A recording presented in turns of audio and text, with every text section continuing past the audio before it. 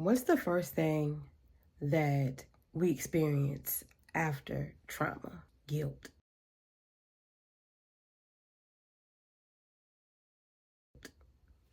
Hey, it's Everything Others. If you're new here, welcome. If you're a returning subscriber, hey, uplifters. So I want to talk about guilt and shame.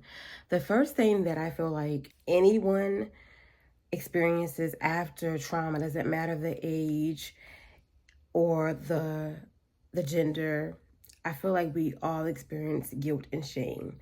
And it's just the way our minds are. It's like we don't intentionally just feel the guilt and the shame. Is just the fact of the experience of the trauma and potentially who it was. Even if it's someone that you knew or if it's a stranger, it's the what ifs. What could I have done to change this outcome? What could I have done to not be hurt? And I think it all stems from hearing others victim shame and victim blame. And then that's why we carry that guilt and that shame ourselves without even knowing sometimes, and also knowing. I can speak for myself. I was a kid when I was hurt by my uncle, and I did not know one bit of what happened to me. But I know that I instantly felt the shame. Just the whole thing was shameful, and it wasn't on me, of course. Me being a kid, I just felt that. And I'm pretty sure that even someone that has experienced trauma as an adult feel that same shame. Like if you report your trauma and you have to go through like getting the kit done, and you have to talk about it, you have to, like, everything about it, every step of it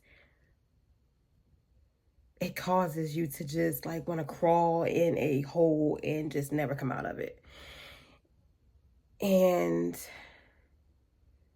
I think it's just the society that we live in. I don't care if it's wherever it is. Like, no one freely talks about their trauma or their experience, or they don't. You just feel horrible after the experience, and that is normal. That is, oh, it's okay. But how long do we hold on to that shame and that guilt? How long do we allow what someone has done to us to dictate how we move and how we heal, or if we even heal? I didn't speak about my experience after it happened. Like, after that night, going to the hospital and everything else that happened, I did not speak about it. And for a long time, I don't really talk about, I have talked about this part, I think, where I was supposed to I was supposed to testify against my uncle, but thankfully he took the plea deal. But I can't even imagine how that would have made me feel, getting on the stand as a child, having to talk about my trauma and my experiences, and the way that would have went. I don't know. I'm thankful to God that I didn't have to do that. But so many of us that have gone, so many others that have reported and have gone to trial and have been interrogated like it's their fault. Like, it's not the victim's fault while they've been abused and traumatized. And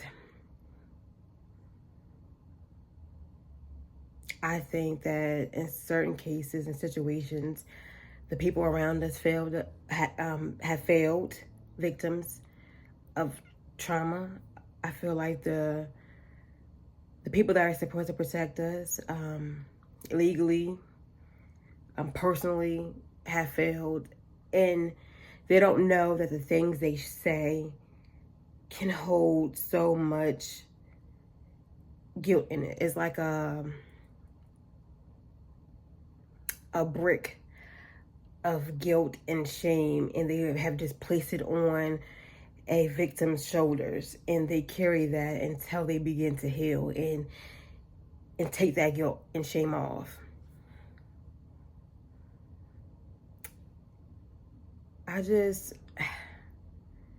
even if you don't want to verbally or in the comments say, like, oh yeah, I felt the guilt, because we don't always want to tell our story. We don't, a lot of times we go silent after trauma because the experience is just enough to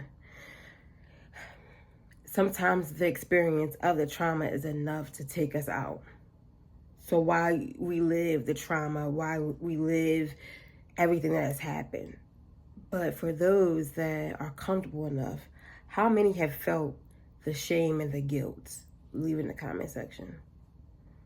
I have, and I remember like a specific point, like after my trauma and maybe the next few days, and I had to go to school to get my work. My mom was in the office talking to the principal, whoever she was talking to at my elementary school, and I was sitting in the lobby area of the office, and my cousin had came up to me and had asked me a question, like what happened, what's going on. I forgot what my cousin had said, but it was like I felt that guilt, and I did, of course, I didn't say anything. I didn't tell my cousin what happened or what I experienced, because it was that guilt that you feel and that shame that you feel right away after trauma. And I am thankful that I'm in a better place to where I can speak about it. I don't have the shame and guilt anymore because I know it wasn't my fault. It wasn't your fault that someone took advantage, someone traumatized you, someone hurt you in the worst way ever. It's not your fault. And you shouldn't feel that guilt and you shouldn't feel that shame.